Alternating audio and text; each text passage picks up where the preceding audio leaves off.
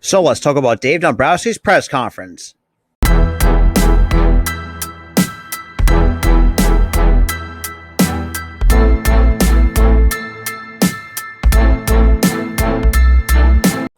Yo, what is going on, everybody? So welcome back to a brand new video on the channel. So in today's video, I'll be giving my thoughts on Dave Dombrowski's introductory press conference.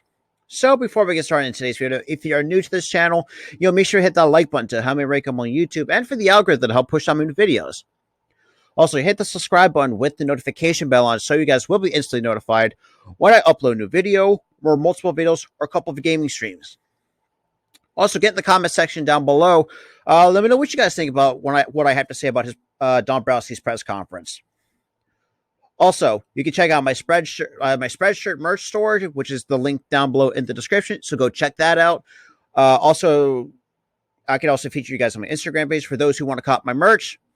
Also, huge shout out to the people at Spotlight Sports Network for partnering with me. So let's keep this partnership going. Also, you can follow my podcast series, Sports Talk Podcast with Robert and Tyler, every Friday night at 10:30 Eastern Time. I'll put the playlist link down below. Also, you can follow me on Twitter at Philly Podcast YT. You can follow me on Instagram at Philly Sports 97. You can follow me on TikTok at Philly Sports 97. And you can follow me on Twitch at twitch.tv/Philly Sports Podcast. So with that being out of the way, let's jump right into it. So earlier this afternoon, Dave Dombrowski met with the media, and he kind of talked about, or basically with the media asked him, what changes are going to be made in this kind of coming off season.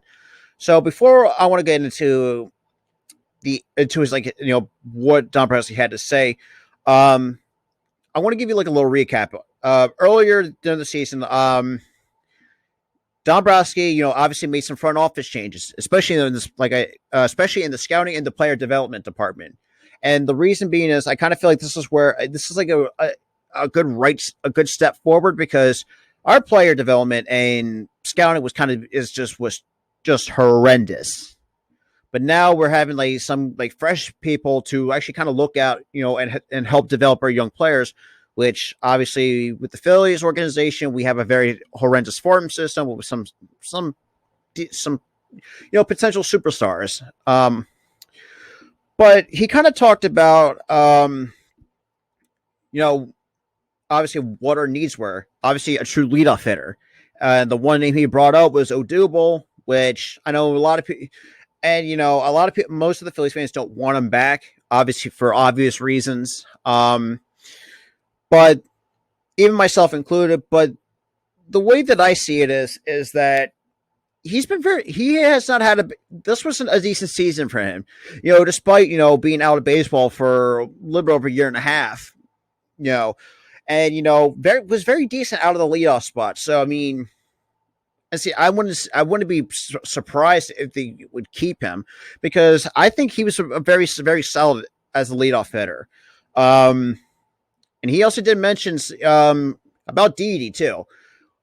And this was very interesting what he had to say, because he kind of said, Didi's going to have to fight for the spot, or he's going to have to go elsewhere to play shortstop. Because what in my mind kind of tells me is saying, I think this is kind of time for if Bryson Stott's not ready, they're probably going to go out in the free agent market to get a shortstop, which is one of our bigger needs. Also of our needs at this in this coming all season, and he also talked about, we have to integrate. I mean, obviously we got some of these veteran players. They also have some of these middle of the lineup hitters to help, around Bryce Harper, who obviously probably one of his best, basically his best case for the MVP. But I just kind of feel like obviously the injury, okay. So and he also said about something about Rhys Hoskins, but he never really, said his name. But or technically he did. But here's the thing about Rhys Hoskins, though, because the fact that when he went down, his season got cut short, that was a huge blow to us, because he was he was a very good hitter. He was starting getting really hot. Pretty decent defensively. compared to Brad Miller, who is a complete liability as a defender. I just kind of feel like where I don't think and this is, he also mentioned this too, like, look, we have some veteran guys, obviously like Harper, Hoskins, and some of these other players, just to name a few. But he also said we also have to integrate some of these younger players. Take a Bryson Stott, for example, who, for what we know, is already on his way to the major leagues, supposedly. Supposedly. But if not, I would think, they will at least give a shortstop or at least go out and find a shortstop who, to be honest, could be a better replacement for Didi until Bryson Stott is ready to come up. And he also mentioned about Alec Bohm.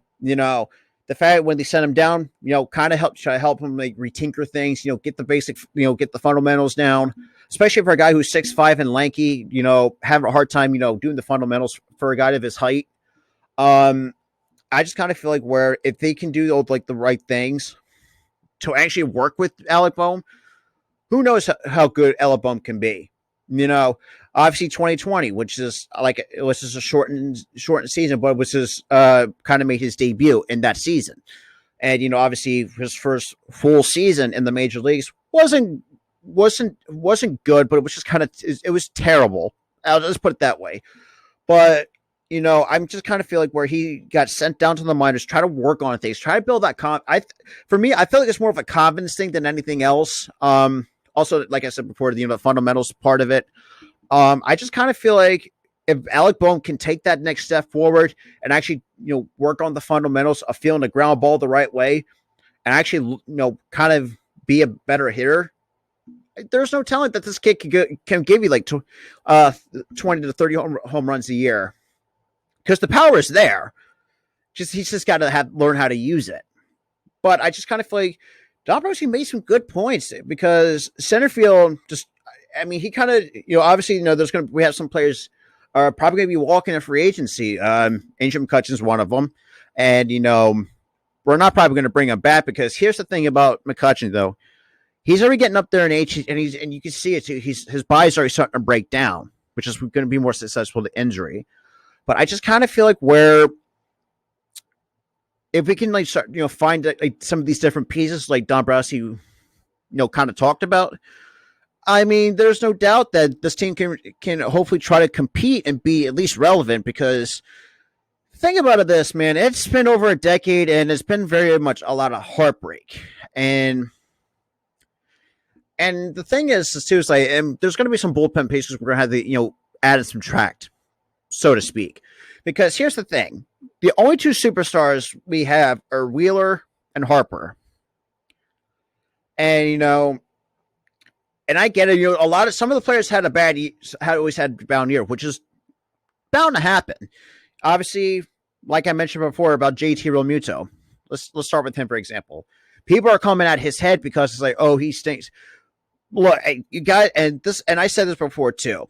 The issue was because of the injury. Some of the injuries he suffered throughout even before the season started. That broken thumb, which kind of set him back for a good chunk of time, which it was not easy for him to come back. Obviously, the throwing shoulder impingement, which is not easy either. Obviously, had to go through concussion protocol after taking a couple foul balls off the mask. And this is why I think this kind of brings me to, and I think I was making a video about this, but I'm going to talk about it anyway. Why not bring up someone like Derek Hall? For example, say obviously we all know that Hoskins is going to be healthy by next season, but we need someone as a backup first baseman. We can put Realmuto there, but we need someone give Derek Hall a chance, because here's the thing about Derek Hall, though.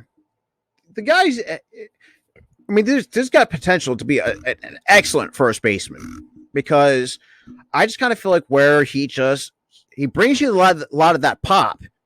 And, I think it's time that he really needs to get his chance. And like I said about Bryson Stott. And, obviously what Dombrowski said, look, about Didi, he's got to either fight to play shortstop, or he's got to go somewhere else to play shortstop. Which, I couldn't agree more, because here's the thing about Didi, though. He stunk. I mean, he's not the good defender that he used to be, and he's not the player that he used to be too. I mean, at the same point of it. But what do you guys think? What do you guys think about if you guys watched Dombrowski's press conference? Let me know what you think in the comments down below. But with that being said, this is Robert from the Philly Sports Talk Podcast. I'll see you guys in the next video.